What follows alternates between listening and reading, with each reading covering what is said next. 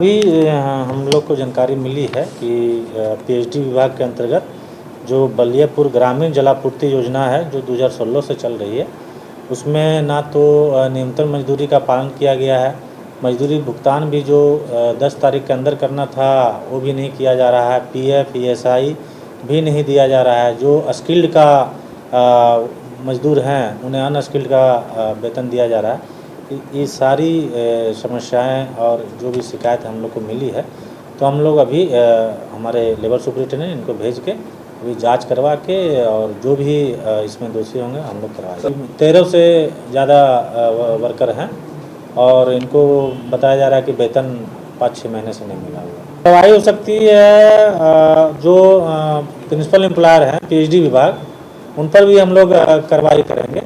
Actually जो भी principal employer होता है उनका फर्स्ट जिम्मेवारी होती है कॉन्ट्रैक्ट लेबर एक्ट 21(4) हम धारा देखेंगे तो उसमें यदि कॉन्ट्रैक्टर किसी तरह का भुगतान नहीं करता है तो प्रिंसिपल एम्प्लॉयर को भुगतान करना है। वैसी स्थिति में यदि पीएचडी विभाग इस तरह का कोई कार्रवाई नहीं किया है तो हम लोग पीएचडी विभाग को भी नोटिस करेंगे और जो भी इसमें होगा हम लोग आगे का कार्रवाई करेंगे। बलियापुर ग्रामीण जलापूर्ति योजना, यह काम 2016 में प्रारंभ हुआ था और 19 में पूरा होना था और 17 से ही ये 13 लोग हैं जो पंप ऑपरेटर, नाइट गार्ड और सुपरवाइजर के रूप में काम कर रहे हैं। पिछले 1 साल से जिस एजेंसी को काम दिया गया था, श्रीराम ईपीपी चेन्नई की कंपनी है, इन लोगों का पेमेंट नहीं दिया। लगातार ये लोग प्रयास कर रहे थे, आग्रह कर रहे थे कंपनी से कि पेमेंट किया जाए। अंततः पिछले नवंबर में इन लोगों ने जलापूर्ति ठप कर दी है। नतीजा कि 41 गाँव में आज पानी नहीं मिल रहा है। बलियापुर का पूरी तरह पानी बंद हो गया। आने वाला समय में गर्मी है, लोग त्राहिमाम करेंगे। इसको लेकर आज हम लोग अभी एग्जीक्यूटिव इंजीनियर पीएचडी से भी मिल के आ रहा हूँ मैं, उनको भी दिया और उन्होंने इस विभाग के जो कंपनी एजेंसी थी उसके लोगों से बात की है और उन्होंने कहा कि 1 सप्ताह में हम पेमेंट करेंगे। मगर हमारा ये कहना है कि इन लोगों को बार बार ये कहा जा रहा है कि 1 सप्ताह में पेमेंट करेंगे। जब भी लोग बात करते हैं तो कंपनी वाला बोलता है 1 सप्ताह में पेमेंट करेंगे और उसी को लेकर जो पेमेंट वगैरह कम देना, जैसे नियम है कि 1 साल तक लगातार यदि कोई काम कर लेता है तो उसका ईपीएफ कटना है, उसको ग्रेच्युटी मिलना है, बोनस मिलना है, ये सारा कोई काम इनका नहीं हो रहा। यहाँ तक कि अभी पता चला, लेबर कमिश्नर ने बताया कि उस कंपनी का यहाँ रजिस्ट्रेशन भी नहीं है, जबकि धनबाद में काम कर रही है। और श्रीराम ईपीपी खाली एक बलियापुर में नहीं काम कर रही है, धनबाद में 6 स्थानों पे काम चल रहा है उसका। टुंडी, मौलीडी, कतरास, ये मेन पाइपलाइन योजना धनबाद वाली, इस तरह से 6 योजनाएं उसका काम चल रहा है। हमको लगता है 6 योजनाएं कम से कम भी होंगी तो 20-200 करोड़ की योजनाएं होंगी।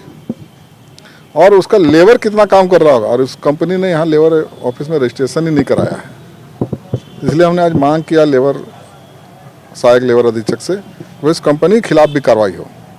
लेबर का पैसा रोक देना कितना गलत काम है, कानूनी अपराध है। साल भर से लोग भूखे तड़प रहे हैं, बच्चों का एडमिशन नहीं हो पा रहा, बच्चों की पढ़ाई का फीस नहीं दे पा रहे हैं, राशन बंद हो गया दुकानदारों के यहाँ से। अभी लोग जाएंगे तो कहाँ जाएंगे? अभी भी काम कर रहे हैं, लोग जा रहे हैं।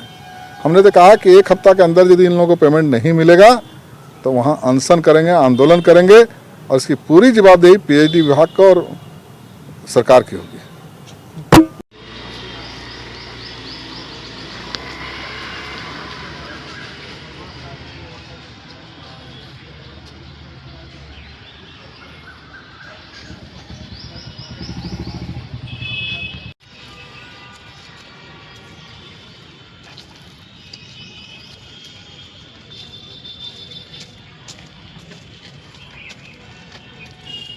दीपक दीपक हाँ भैया कर दे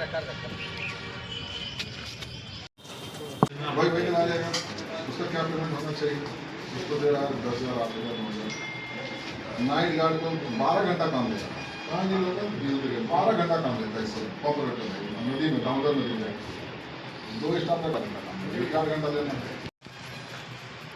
आप पेमेंट देखिए, अभी भी स्थिति में तेजी से मिलेगा, फोन भी 1 साल से और एक ये नगर निगम का काम सब जगह उसका एरिया एक साथ सब वहाँ काम बंद कर दिया, पानी सप्लाई बिल्कुल बंद है, 45 40 गाँव